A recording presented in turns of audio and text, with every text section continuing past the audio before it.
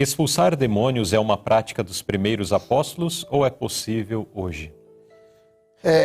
O ato de expulsar demônios era uma providência que Deus deu à igreja cristã, e em situações pontuais, Luzilei. Perceba que se você procurar nos 4 evangelhos todos os episódios onde aparecem demônios, você vai encontrar poucos casos. Então, em questões pontuais, Deus deu à igreja do passado e a de hoje, Luzilei.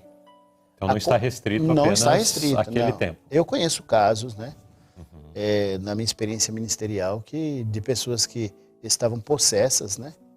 E cantamos o hino Castelo Forte de Lutero, fizemos orações e de repente nós sentimos que o demônio foi expulso.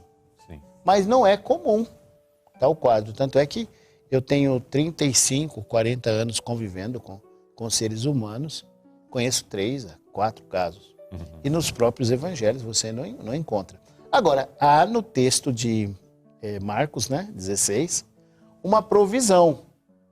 E nesta provisão inclui-se o falar línguas estranhas, né? Fala aí, mas são estrangeiras. Inclui também orar pelos doentes, inclui a pregação do evangelho. Então está previsto que aqueles que servem a Deus poderão também expulsar demônios, desde que tenham uma profunda comunhão com Deus, assim como Jesus disse, essa casta de demônios só expulsa com jejum e oração. Não há como tentarmos enfrentar o inimigo sem estarmos em comunhão.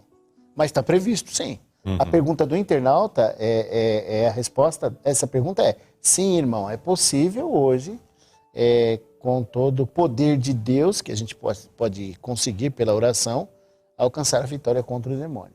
Porque as atividades dos demônios não se restringiram apenas àquele período de Cristo e o início da igreja cristã, né? Perfeitamente. Isso perpetua-se ao longo do tempo e, na necessidade, o fiel, então, é convidado a orar, né, em favor. O expulsar nada mais é do que orar em favor, porque quem somos nós para realizarmos ou intentarmos realizar alguma coisa? Não se usa um chicote, Luzilei, não se usa nada disso.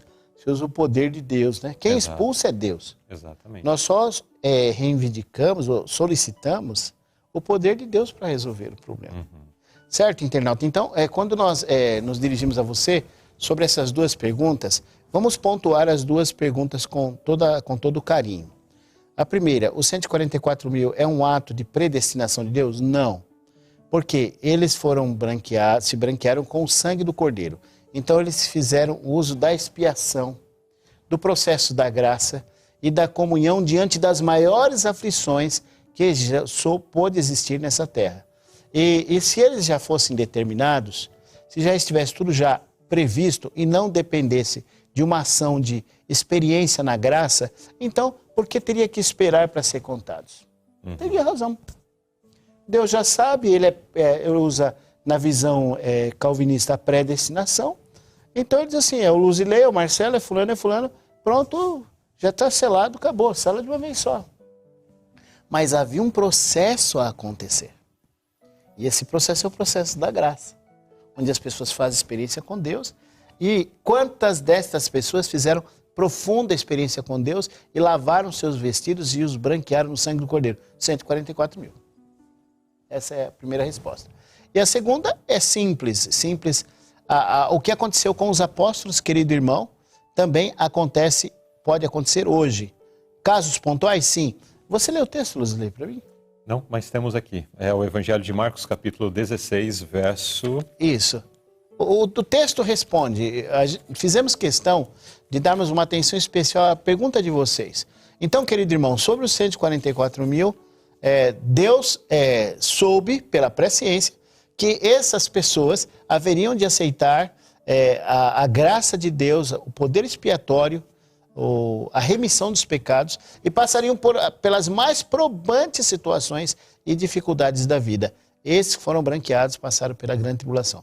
São 144 mil que foram escolhidos através de uma decisão que tomaram da sua própria escolha. Agora, o texto, a segunda pergunta, é a pergunta que se refere... Marcos 16, 17 diz-nos assim: Um pouquinho antes, a partir do 15.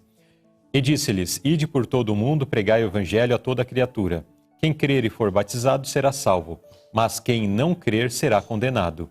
E esses sinais seguirão aos que creem. Em meu nome expulsarão os demônios, falarão novas línguas, pegarão em serpentes, e, se beberem alguma coisa mortífera, não lhes fará dano algum. E porão a mão sobre os enfermos e os curarão. Ainda hoje, nós temos casos de irmãos que são ungidos, né? Eu conheço um caso que aconteceu em Rio Claro, um caso que eu acompanhei. O irmão foi pedido para que os médicos disseram, leva de volta para casa e agora não temos mais nada a fazer. Aí foi o pastor Nelson Prado na casa desse irmão. Eu acompanhei ele, ungiu o irmão com azeite, né? Com óleo, e oramos por ele. Na outra semana o irmão voltou, estabeleceu-se, viveu mais alguns anos, a esposa mais tarde faleceu, e ele faleceu bem na frente. Então Paulo pegou numa serpente e chacoalhou, soltou a serpente lá no fogo, não aconteceu mal algum, né? E os apóstolos e próprio Jesus expulsou demônios. Então a prática da igreja cristã, desde os dias dos apóstolos até os nossos dias. Está respondida a pergunta. Se você gostou desse assunto, ficou curioso, desejando saber mais, assista esse vídeo completo no canal Abrindo a Bíblia.